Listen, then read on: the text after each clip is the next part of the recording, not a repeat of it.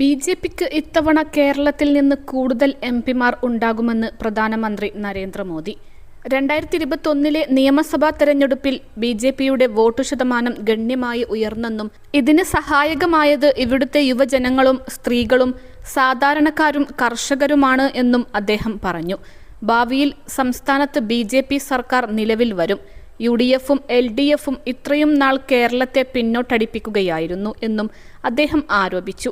2019 UPയിൽ പരാജയം മണത്ത് ഓടി കേരളത്തിൽ എത്തിയയാളാണ് രാഹുൽ എന്നും ഇത്തവണ കേരളത്തിലും രാഹുൽ തോൽക്കുമെന്നും അദ്ദേഹം പറഞ്ഞു.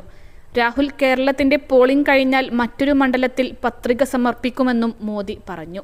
ഇടതുപക്ഷവും കോൺഗ്രസും ജയസാധ്യതയുള്ള BJP സ്ഥാനാർത്ഥികളെ തോൽപ്പിക്കും. ഇത് ജനാധിപത്യത്തിന്റെ ഭൂഷണമല്ല.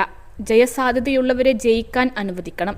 BJPയുടെ അവസരങ്ങൾ ഇല്ലാതാക്കാൻ വേണ്ടി മാത്രം കോൺഗ്രസിനെ സഹായിക്കുന്ന പ്രവണത LDFന് നല്ലതല്ല, അദ്ദേഹം കൂട്ടിച്ചേർത്തു.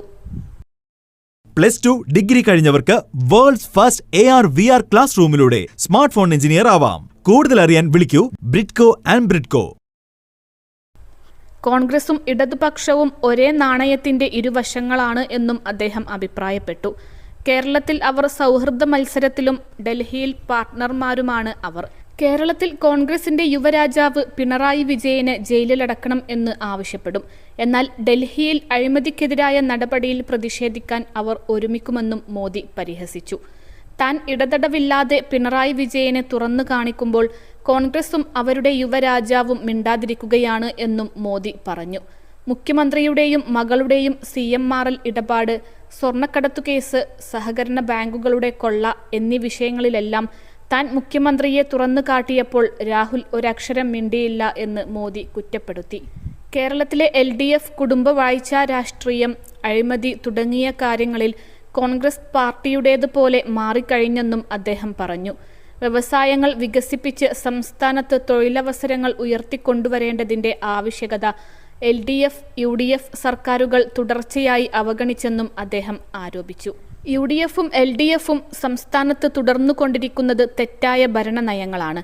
സംസ്ഥാനത്തിന്റെ സമ്പദ് വ്യവസ്ഥ മെച്ചപ്പെടുത്താനോ വൈവിധ്യവൽക്കരിക്കാനോ അർത്ഥപൂർണമായ ചുവടുകൾ വെക്കുന്നതിൽ ഇരുകൂട്ടരും പരാജയപ്പെട്ടു എന്നും മോദി പറഞ്ഞു. തങ്ങളുടെ കാലയളവിൽ കേരളത്തിനുള്ള നികുതി കൈമാറ്റം UPA സർക്കാരിന്റെ കാലത്തെ 46,000 കോടി രൂപയിൽ നിന്ന് 1.55 ലക്ഷം കോടിയായി ഉയർന്നു എന്നും അദ്ദേഹം അവകാശപ്പെട്ടു.